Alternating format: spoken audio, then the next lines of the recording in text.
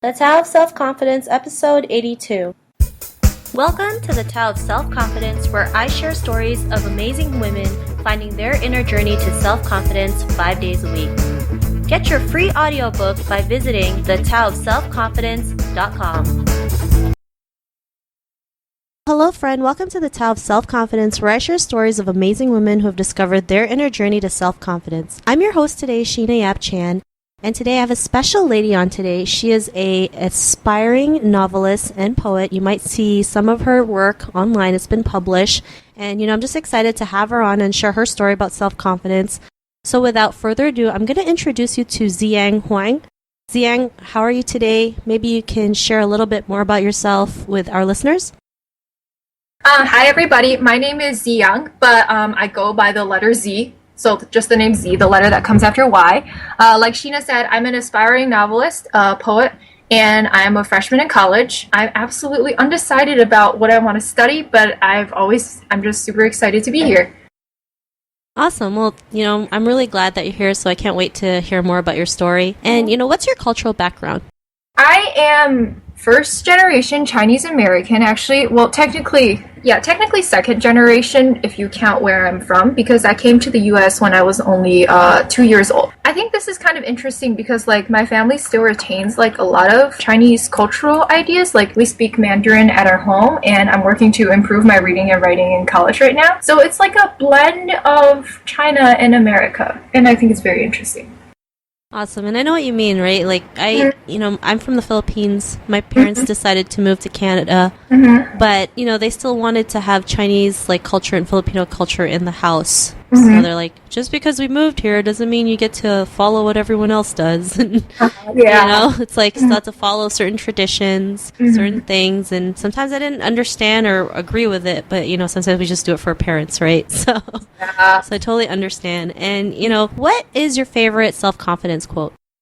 I think that the favorite quote I have right now is something that I heard when I was talking to my professor the other day. Because what I find myself as is a very shy extrovert. And this creates a great deal of frustration, contradiction, and straight up anxiety in my life. Because there will be a lot of times when I'm bursting to say something and I'm bursting to interact with people. But then at the same time, I'm so shy that I can't do it. And what she said is that it's basically a waste of brain space when you think of anxious, negative, or self-deprecating thoughts, right? Because in that space in your brain, you could have, one, filled it up with something positive, or two, because I'm always studying, filled it up with some actual knowledge of school, rather than choosing to worry or be anxious or something like that. And yeah, so that's the biggest quote that I've ever heard. I like that, and it's so true, right? We always worry about the worst things that could happen, and it takes the same amount of energy to think something positive instead of something negative. So, to anyone's listening to this, I've been guilty of it too. I always think, well, what if this happens and that happens? And I think of every negative situation that could happen, thinking, I can quickly change that to something positive, and I feel a lot better. So, I really love that quote. Thanks for sharing that. And, how would you define self-confidence? So, my definition of self-confidence is something that comes in two layers. I think the first layer is something that we as a society focus a lot on. We focus on, loving yourself for who you are, valuing your own image, being able to accept yourself, and but we see it on a very superficial level. We see things like movies that constantly demonstrate not so pretty looking girl getting a makeover, and suddenly she becomes super confident in herself because she looks better now.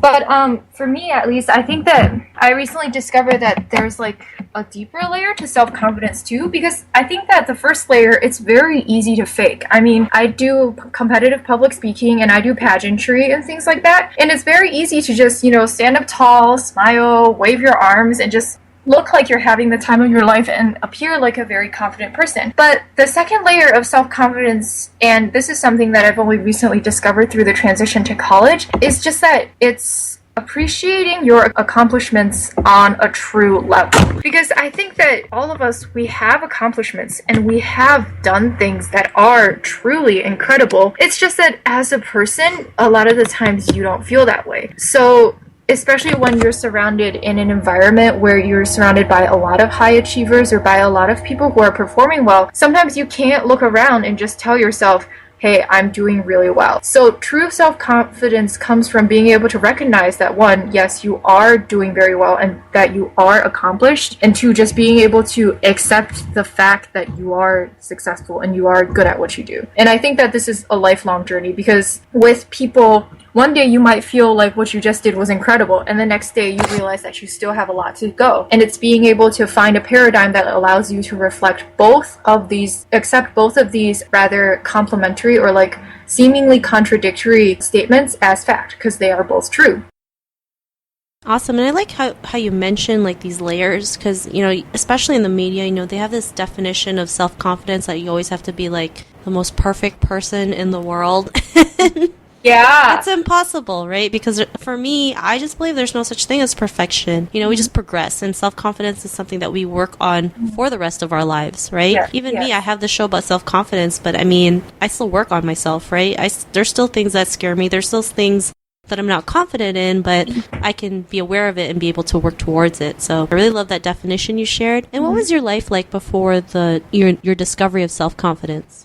Well, I think that for a very long time, I naturally am a shy person, like I said before. So for a very long time, I was too shy to talk. I was unconfident in what I would say, I guess. And like, it wasn't even just like mentally I was bringing myself down. Like, I would say things like, what you're going to say is bad, but it was even more innate at a level. It was coming from a level where like my body would like have responses that were like physically bad when I wanted to talk. Like a lot of the times my heart would just start beating very fast, and then my arms would start shaking. So like it was just physically very hard for me to get over that. And the other thing is that I feel like I had a lot of what's something called imposter syndrome, and that's where you believe that you're not good enough for where you're at, and that everything that you do or say is just like an act. And yeah, that was me for a very long time. I was just constantly like, oh yeah, you're with all of these great people, but no, you're actually not good enough for them. You're just faking it, and they are all actually good at what they do. Which obviously to some extent that might be true, but then to another extent that can't be true, because you can't keep faking it your whole life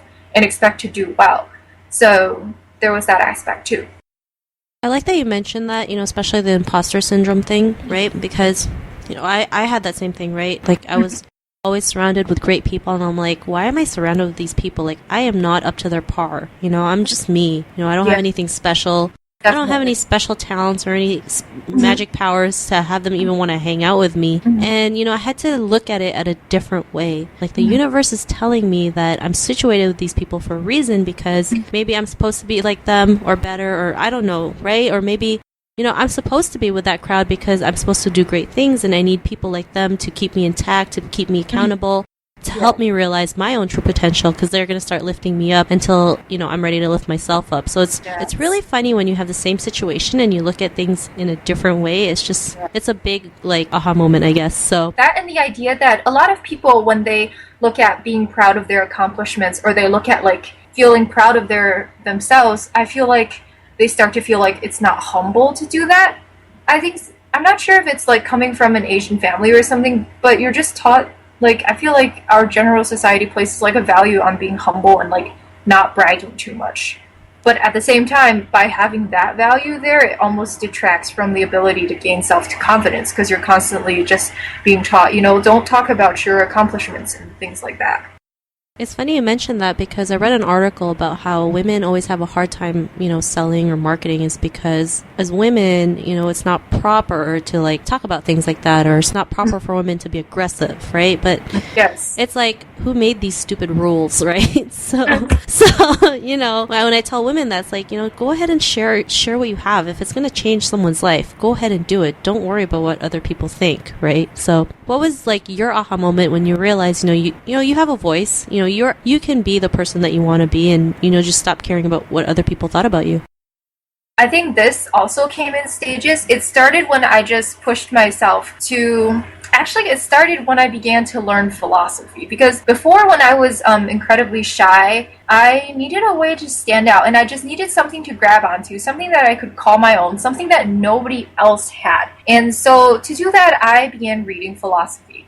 And this was kind of very interesting, because I would constantly tell myself, hey, look at you, you're reading this stuff that's like thousands of years old, it's still relevant today, look at how wise you are. And even though in that moment, I felt like I was kind of being arrogant. It also helped to start sowing the seed of self-confidence in myself, so to speak, because I began realizing, hey, you can learn this thing and you can kind of be exceptional. And then after philosophy for a while, I kind of developed like a mini philosophical theory, and I started doing like competitive public speaking based on that theory. It sounds kind of like fancy now, but basically it was just a way for me to get more comfortable speaking in front of big crowds and to just get more comfortable saying whatever it is that I wanted to say. And after I did that for a while, I moved to, what would you say, pageantry. There was a pageant in my area and I just signed up for it. And even though I was not very good at the modeling part, I killed the question, like, because in pageants they always ask you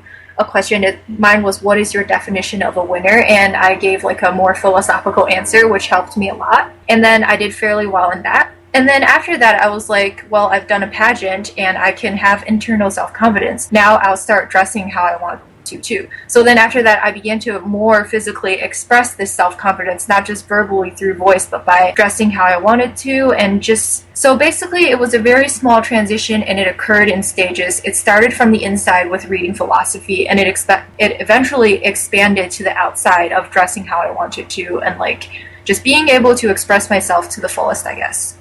I love that. I love how you started working from the inside, because it's really important to start, believing in yourself, working in your mind, your thinking, and that will all transfer once, you're more confident inside. It'll all transfer in the physical sense, right? Like what you said, start dressing like how you wanted to because you were confident enough, not because you were following the trend or something, Yes. So I really love that. And, what's your life like now after that?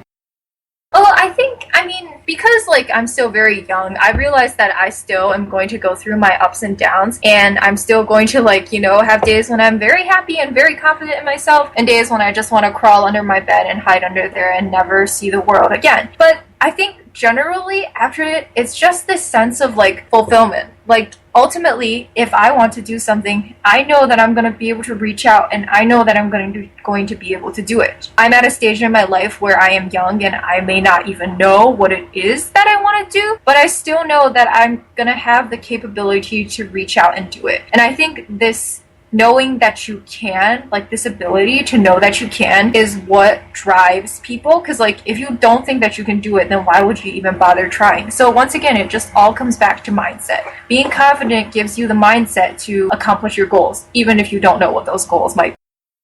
Thank you. And it's so true. Even some of the most successful people in the world, when they started, they had no clue how things were going to turn out. Exactly. Like you said, they just had that knowing that everything was going to work out fine. And even better. So, if there's a woman here listening to your episode, she's inspired to take her own actions and having more self-confidence, what would be that one tip you would give to her? Well, I think just firstly, take it slow. It's going to come in stages. There may not be one clear-cut moment where you go from being unconfident to confident, because it is such a spectrum and it is such a process of growth. But the other thing is just, don't be afraid to look weird. Don't be afraid to look strange. If you want to do something, you have to do it. And I think a simple exercise that somebody could take is basically just to start small. I guess, for example, with me, I'm obsessed with rubber ducks, and I carry them around campus with me, and a lot of people think that is very strange. I also take really scenic pictures of just rubber ducks doing things, and it ends up being very artistic and interesting. But it takes a certain amount of confidence to carry rubber ducks with you everywhere. Maybe not the same amount of confidence that you would need to nail a job interview or give a big speech, but it does take a certain amount of self-confidence. So to be able to start small and doing little things that you want to do, and then eventually expanding on that and getting more and more ambitious and reaching bigger is probably the best thing that you can do for yourself. I really love that advice. Sometimes you do have to start small, because if you don't appreciate these small little acts, how are you going to expect to appreciate the bigger things in life? So I really like that. And you carrying the rubber ducks, I don't think it's weird, right? You just have your own thing. And really, what is weird, right? No one really knows. Someone who even invented that, right? So I always tell people, that when they say something that's not normal, I'm well, who decided what's normal and what's not normal? Right? So, I think that's a great way to start, questioning people, because then it's then they get stumped. Exactly. There's no such thing as normal. Normal is just society's ideal version of normal that nobody can achieve. For sure, right? Yeah. So, Z, if our listeners want to get to know a little bit more about you, maybe want to read some of the work that you've done online, is there any websites or any social media profiles we can connect with? So you can follow me on my Instagram at HuangZ97. That's like HuangZii, and then I think it's just so I think it is at HuangZii, and then just 97. Awesome. Well, thanks for sharing that. And to our listeners, if you want to connect with Ziyang, just head on over to the taoofselfconfidence.com and search for Ziyang's name. Her show notes will pop up along with everything else we talked about. And I really just want to thank Ziyang for sharing her story with us about self-confidence. And I'm just really glad you took the time to be on this show today. So thank you so much. It was my pleasure. Thank you, Sheena. No problem. And be on the lookout for another new episode of another amazing woman's journey to self-confidence. And I'll talk to you later. Bye for now. Bye. Thank you for tuning in to another amazing episode of the Tao of Self-Confidence. Subscribe to the Tao of Self-Confidence on iTunes and Stitcher to hear more stories of amazing women finding their inner journey to self-confidence.